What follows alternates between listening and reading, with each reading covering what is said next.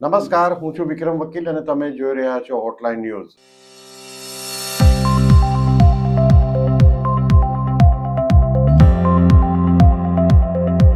હવે ટૂંક સમયમાં ગાંધી કુટુંબ જેલમાં જાય એવા યોગ થઈ ગયા છે. એનું કારણ છે કે એમની સામે જે નેશનલ હેરલ્ડનો કેસ ઘણા વર્ષોથી ચાલી રહ્યો હતો, એમાં ઈડીએ ચાર્જશીટ કરી છે અને હવે દિલ્હી પોલીસે નવેસરથી એફઆઈઆર કરી છે. હું તમને ટૂંકમાં જે કહું, જે સમાચાર છે એ વાંચીને કહું તો નેશનલ હેરલ્ડ કેસમાં કોંગ્રેસના ભૂતપૂર્વ પ્રમુખ સોનિયા ગાંધી અને કોંગ્રેસના સાંસદ રાહુલ ગાંધી વિરુદ્ધ નવી એફઆઈઆર દાખલ થઈ છે.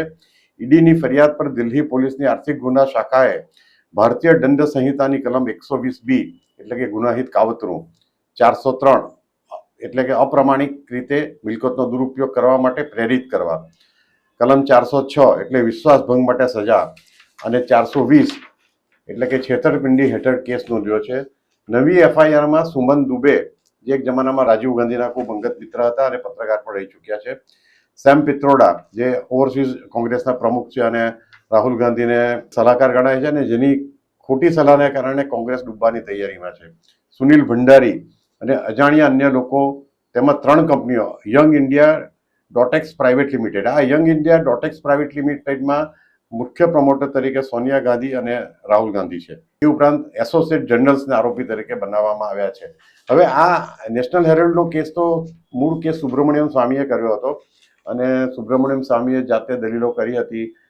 ગાંધી કુટુંબના સોનિયા ગાંધી અને રાહુલ ગાંધી આ કેસમાં હમણાં જામીન પર છે, જે ઈડીએ પછી ઇન્વેસ્ટિગેશન કર્યું અને 50 લાખ રૂપિયા ખાલી ખર્ચીને એમણે આ જે નેશનલ હેરોલ્ડ જે છાપવું હતું, છાપાની કોઈ કિંમત નહોતી, પણ દેશના મોટાભાગના શહેરોમાં નેશનલ હેરોલ્ડની મિલકતો હતી.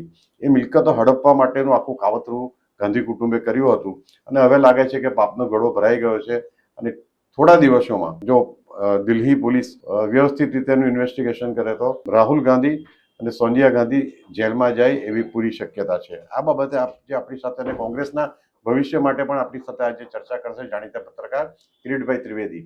કિરીટભાઈ, આપનું સ્વાગત છે. જી, ધન્યવાદ છે.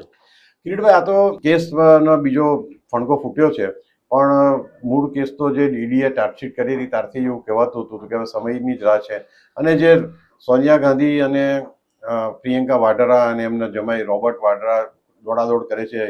આપણે ગઈકાલે પરમ દિવસે પણ એક વિડીયો બનાવ્યો દુબઈ અને યુનાઇટેડ આરબ બીજા કન્ટ્રીઓની દેશોની.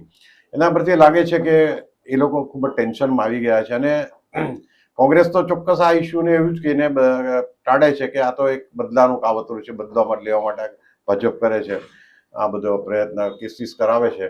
પરંતુ હવે જોવાનું છે કે તો ખરેખર આ બંને ગાંધીની ધરપકડ થાય, કોંગ્રેસીઓ રસ્તા પર આવશે તો પણ કેટલો વખત એ ટકી શકશે? પહેલી વાત તો વિક્રમભાઈ, જો આ નેશનલ હેરાલ્ડનો જે કેસ છે એમાં અગાઉ એ લોકો જામીન ઉપર મુક્ત થયા છે અને આખો જે કેસ છે એ મિલકતો બારોબાર પચાવી પાડવાનો હતો. એ લગભગ બધા જ લોકો જાણે છે કે નેશનલ હેરાલ્ડ કેસમાં આ ગાંધી પરિવારને ખૂબ મોટું નુકસાન જવાનું છે અને હવે એનો સમય પાકી ગયો છે. એનું જે પાપ હતું એ હવે પાકી ગયું છે અને નવેસરથી દિલ્હીની આર્થિક ગુના નિવારણ શાખાએ નવેસરથી જે કલમો દાખલ કરી છે, ચાર્જશીટ દાખલ કરી છે, કેસ દાખલ કર્યો છે, એના કારણે એમની મુશ્કેલીમાં હવે વધારો થવાનો છે. બીજી વસ્તુ કે રાહુલ ગાંધી કે સોનિયા ગાંધી જેલમાં જાય તો ગણ્યા ગાંઠ્યા કોંગ્રેસીઓ સિવાયના બધા જ ફટાકડા ફોડશે. ડૂબતી કોંગ્રેસને બચાવવી હોય તો ગાંધી પરિવારથી એને મુક્ત કરવાની જરૂર છે. અને મહાત્મા ગાંધીએ તો 1947માં આ વાત કીધી હતી કે હવે કોંગ્રેસના પાટિયા ઉતારી લો તમે લોકો.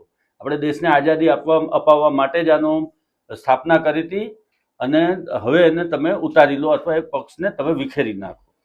પરંતુ જવાહરલાલ નહેરુ અને ગાંધી પરિવારની સત્તા લાલસાને કારણે, ગાંધી એટલે ઇન્દિરા ગાંધી પરિવારની સત્તા લાલસાને કારણે કોંગ્રેસ પાર્ટીએ વર્ષો સુધી આ દેશ ઉપર શાસન કર્યું, ભયંકર કહી શકાય એટલો ભ્રષ્ટાચાર કર્યો અને કૌભાંડો કર્યા અને જે ગરીબી હટાવવાની વાતો હતી એ ગરીબોના ગળા લૂછી અને આ લોકોએ પ્રોપર્ટીઓ એકત્ર કરી છે અને આ જે કૌભાંડો કર્યા છે એ કૌભાંડોના પાપ હવે છાપરે ચડીને પોકારી રહ્યા છે.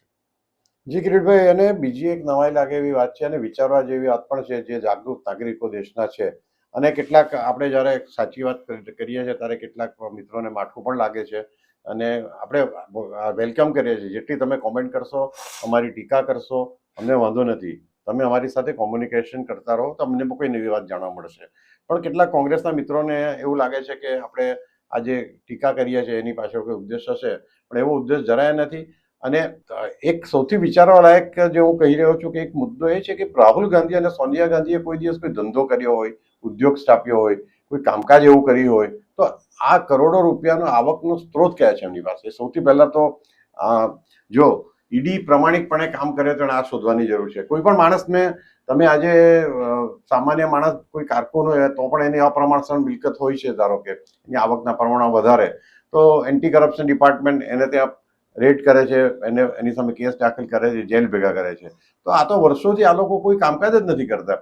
એટલે જમાઈ રાજા જે છે રોબર્ટ વાડ્રા, એની લાઈફસ્ટાઈલ દિલ્હીમાં મેં તો નજરે જોયું છે 15-20 વર્ષ પહેલા જ્યારે દિલ્હી નિયમિત જતો હતો, રહેતો હતો, કે એની પાસે મોંઘામાં મોંઘી ગાડીઓ, મોંઘામાં મોંઘી મોટરસાઇકલ્સ, આખા વિશ્વના પ્રવાસો કરે છે. હરિયાણામાં કરોડો રૂપિયાની જમીન લીધી છે, કરોડો ને અબજો રૂપિયાની જમીન છે એમની પાસે. દિલ્હીમાં મોટા મોટા ફાર્મ હાઉસીસ છે, એમાં કેટલાક બેનામી પણ હશે. તો આ બધા પૈસા આવે છે ક્યાંથી? આ કયા એવો મોટો બિઝનેસ છે એમની પાસે કે આ બધા પૈસા આવે છે? એ પણ એક તપાસનો વિષય છે. એમની પાસે બિઝનેસ છે, કૌભાંડો કરવાનો, ભ્રષ્ટાચાર કરવાનો અને ગરીબોના ગળા લૂછવાનો, અલગ અલગ પ્રકારની યોજનાઓ અમલમાં મૂકવાની અને એમાંથી પૈસાની ખાયકી કરવાની. આ 10 વર્ષ સુધી 2004 થી 2014 સુધી એ લોકોનું શાસન રહ્યું. એ શાસન અંદર કેટલા બધા કૌભાંડો થયા, કોમનવેલ્થથી માંડીને તમે ગણવા જ માંડો એક પછી એક, કેટલા બધા કૌભાંડો થયા. અને કોંગ્રેસીઓએ બેફામપણે આ દેશને લૂંટ્યો છે. જે અંગ્રેજોએ જે પ્રમાણે દેશને લૂંટ્યો હતો એના કરતા 10 ગણો કોંગ્રેસીઓએ લૂંટ્યો છે. અને એમાં સૌથી મોટો હિસ્સો ગાંધી પરિવારનો છે. અને આ રાહુલ ગાંધી જે વાત કરે છે એના જ દાદીમાં ઇન્દિરા ગાંધી, કે જે એવું કહેતા હતા કે ભ્રષ્ટાચાર એ કોઈ મુદ્દો જ નથી, હવે ચર્ચાનો મુદ્દો જ નથી ભ્રષ્ટાચાર, એના સિવાયની વાત કરો. જો આવું એક દેશના વડાપ્રધાન તરીકે બેઠેલી વ્યક્તિ કે, તો તમે વિચાર કરો કે કઈ હદે ભ્રષ્ટાચાર વ્યાપ્ત હશે અત્યારના સમયમાં. આપણને દેખાઈ જ રહ્યું છે. કોંગ્રેસે કરેલા કૌભાંડો અને કોંગ્રેસે કરેલા પાપો હવે છાપરે ચડીને પોકારાઈ રહ્યા છે. અને એ છાપરે ચડેલા પાપ આ લોકોને એના કર્મના સિદ્ધાંત પ્રમાણે એને સજા મળવાની છે. એને તિહાર જેલમાં એની બેરેક જે છે એ તૈયાર જ છે અને એ લોકોને જવાની તૈયારી રાખવી જ પડશે. અને હું એવું માનું છું કે આ ખૂબ ટૂંકા સમયગાળાની અંદર આ પરિણામ એ લોકોને ભોગવવું પડશે.